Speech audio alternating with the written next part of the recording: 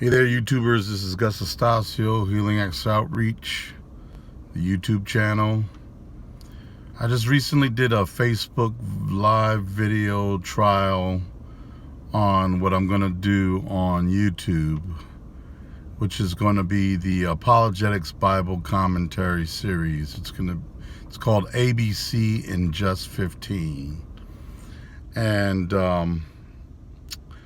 what it is basically taking certain texts that the Watchtower Society have, of course, had in the New World Translation or even made explanations about difficult passages and explaining them in a practical way where you don't have to be exactly a Greek scholar to understand what is being taught, and simplifying some of the Greek concepts so that just common sense people can figure out what's going on in the passage and interpret the passage and just give really user-friendly interpretations of the passage that the cults like the Jehovah's Witnesses have misinterpreted and destroyed or deleted or completely obscured.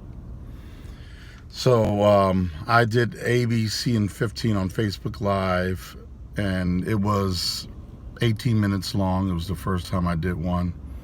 And of course, I didn't have PowerPoint slides. I will have slides here on YouTube for our live event in the ABC in 15. And we will try to keep it between 15 to 20 minutes, no more than 20 minutes. If I have to go longer than 20 minutes, there will be a part 2.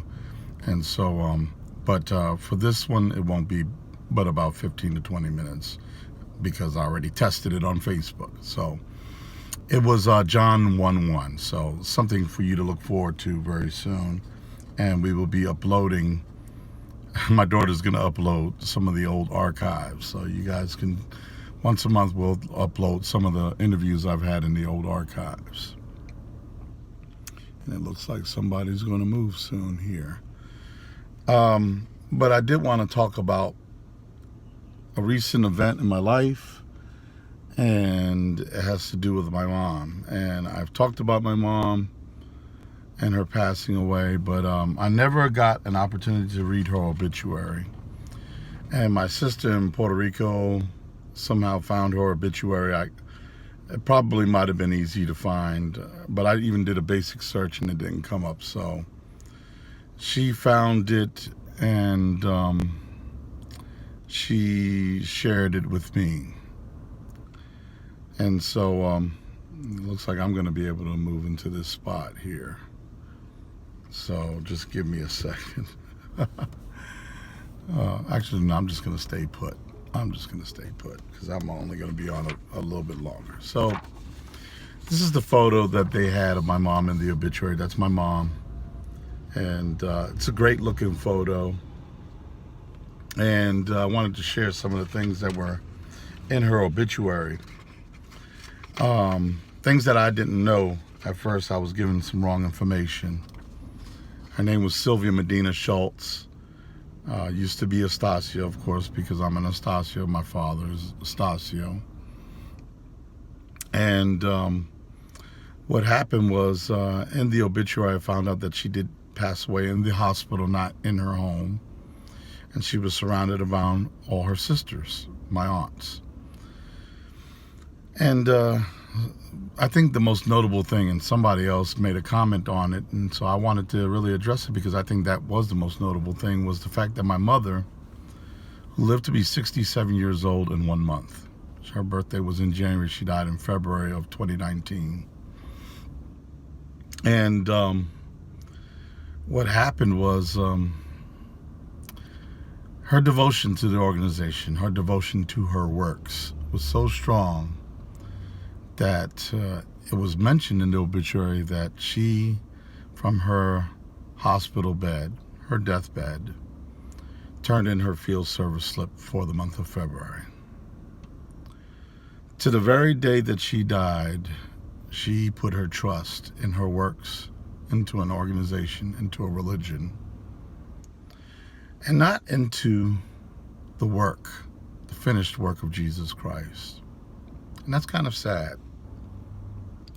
And I've gotten a lot of really people giving me condolences and sympathies, and some people really are, trying their best to make it look good for my mom, and the fact that there's going to be a resurrection and all.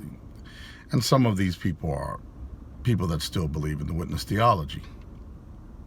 And the fact is that, yes, there is a resurrection. The Bible makes it clear that there's a resurrection of the righteous and a resurrection of the unrighteous. And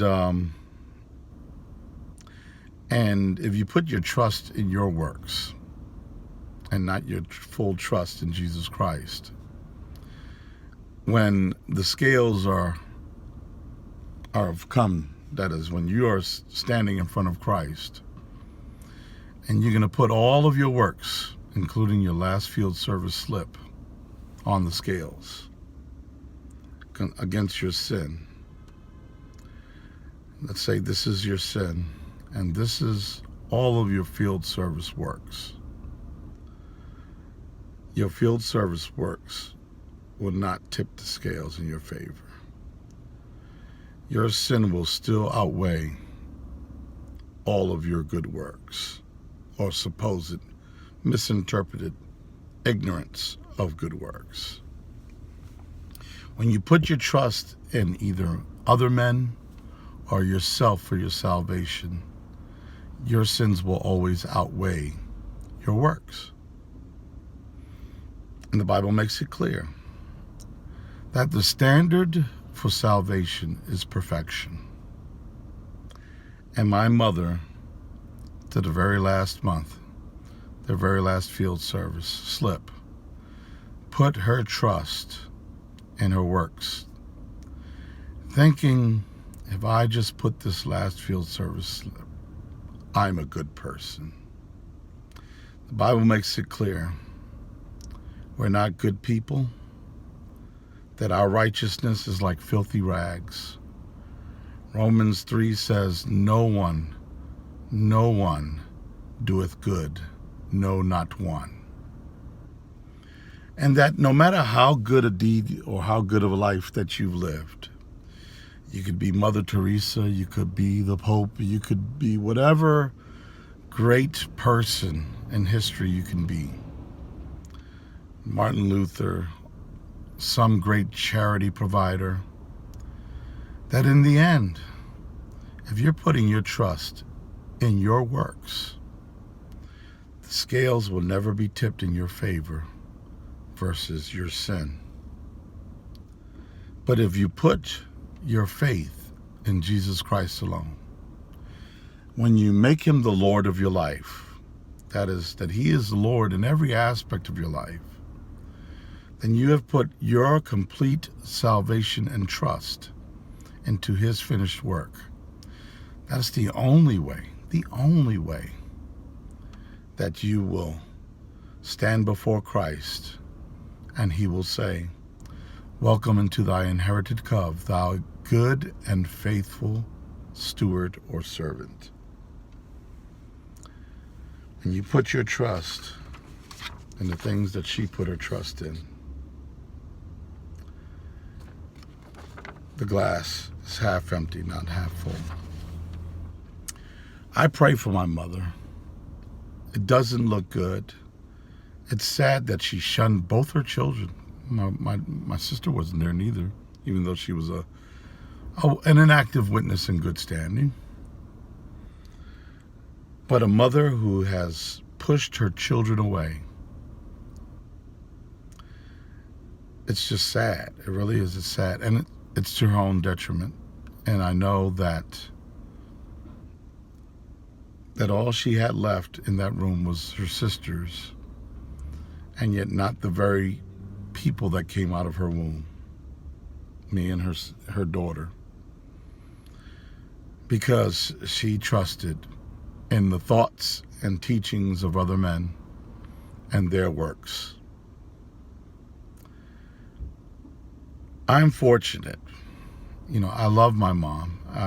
I left a nice note on the obituary. People Two people left some really nice notes.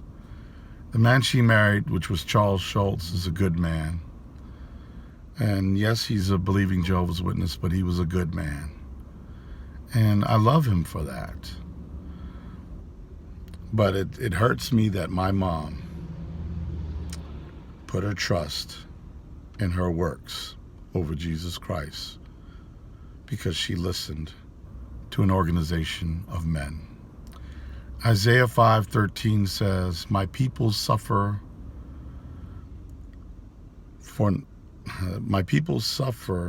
and thirst for knowledge, for they have followed famished men, or made famished men their glory.